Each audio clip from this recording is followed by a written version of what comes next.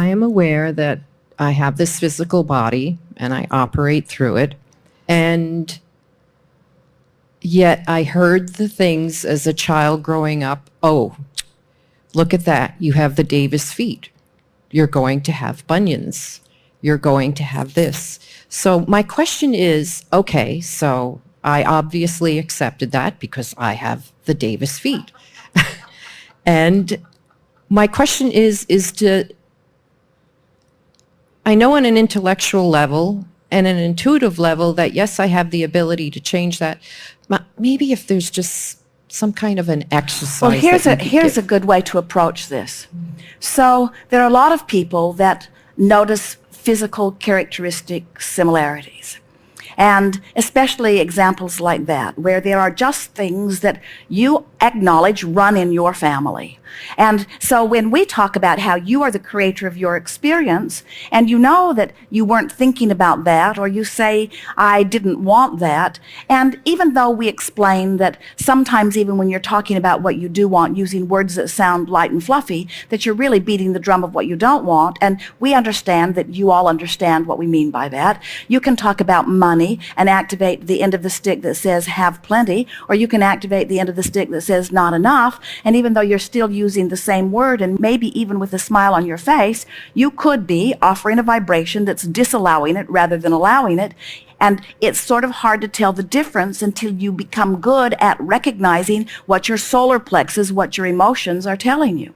But having said all of that, we want to take this to a new level of understanding, because in the same way that you can be a little one moving around your physical environment and hear your mother's statements about things and giving her worldview about this, that, and the other, until you hear it enough and observe what she's talking about enough, until you begin to see the factual evidence that match the words that she's offering, until it becomes your worldview too. In other words, you learn your beliefs from what you observe and from those around you.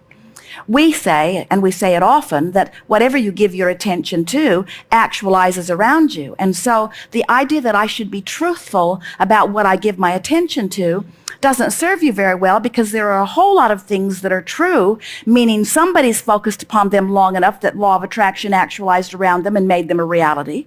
But just because they're true doesn't mean that you should, or that you're obligated to focus upon them and make them your reality too. And yet a lot of people do that. They focus upon things. Even Esther, on occasion, even today, with all that she's learned from us, will say, but it's true.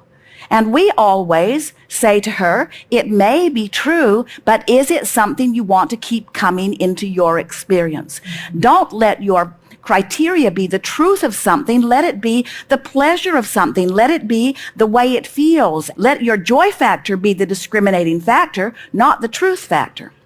So in the same way that you as a thinking being can listen and observe and learn and pick up mental habits of thought from those around you, the cells in your body are thinking mechanisms that can do that too. So it is not illogical that a person born from the biological elements of a family line of history, it's not illogical that the cells of your body would be remembering characteristics and continuing to display them. That's what your characteristics are about. In other words, it's a good thing that you have that sort of continuity. The differentiation that we want to make is that once you are here as source energy in this physical body, the thoughts you think become dominant. They are way more dominant than any cellular memory of a divergent nature. The majority of your cells, if you could isolate the components that make up the thought characteristics of your cells, you would be able to acknowledge that there's huge proportion of well-being in comparison to any proportion of not well-being.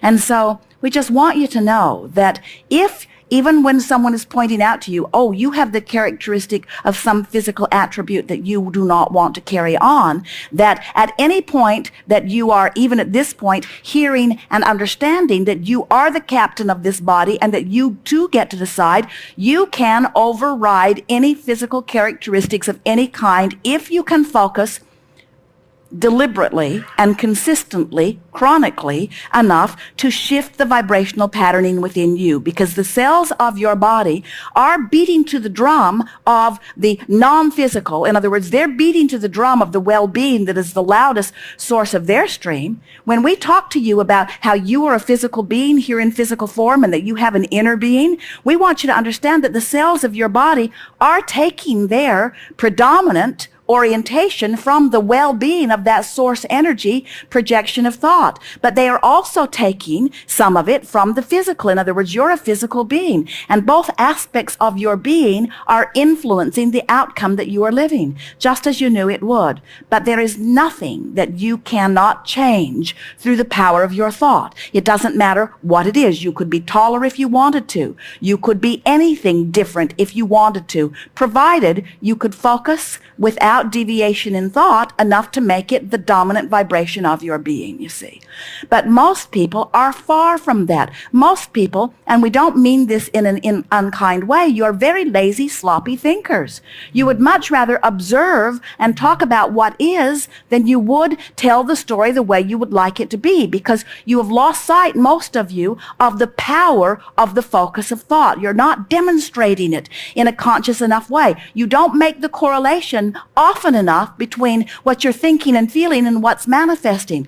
Instead, you just accept reality as it is. Well, this is just how things are. And we say everything that is up for change. That's what a deliberate genius creator from source energy understands. Everything is up to change. And you came here to be the creator of the change. You did not come here to be the regurgitator of the family feet.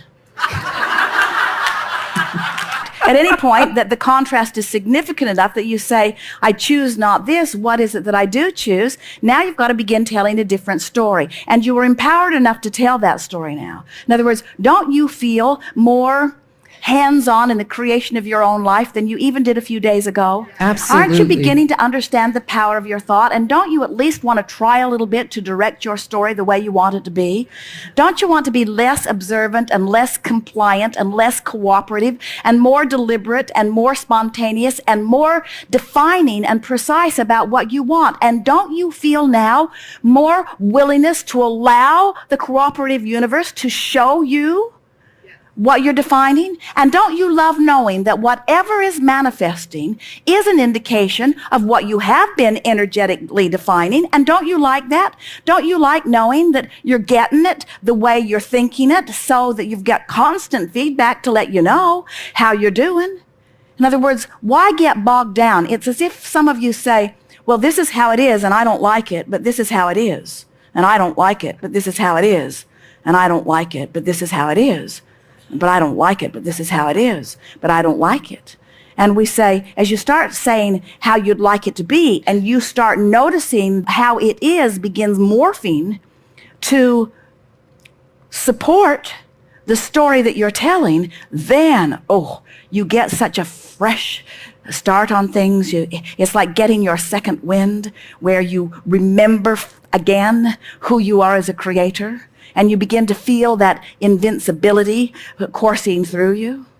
And we really would like to diffuse any feeling of discouragement. We would like you to acknowledge that you are an expanding being. Every now and again, Jerry and Esther will have a co-creative endeavor that doesn't turn out well. And Esther especially feels disappointed in herself that she did not do a better job of sustaining the relationship all the way to a happy ending. And we explained to her, you're constantly changing. You are on a very fast track. Almost no one that you co-create with has the wherewithal to keep up with the head of steam that you've got going. Don't feel uncomfortable about continuing to rendezvous and rendezvous and rendezvous and rendezvous and rendezvous, but don't ask anybody to keep pace with you. Don't ask anyone to keep pace with you. You just got on your own fast track and rendezvous with your own energy stream, and let the law of attraction match you up with those people who are viable, temporary, always temporary components to the path that you are upon. Very good. Thank you.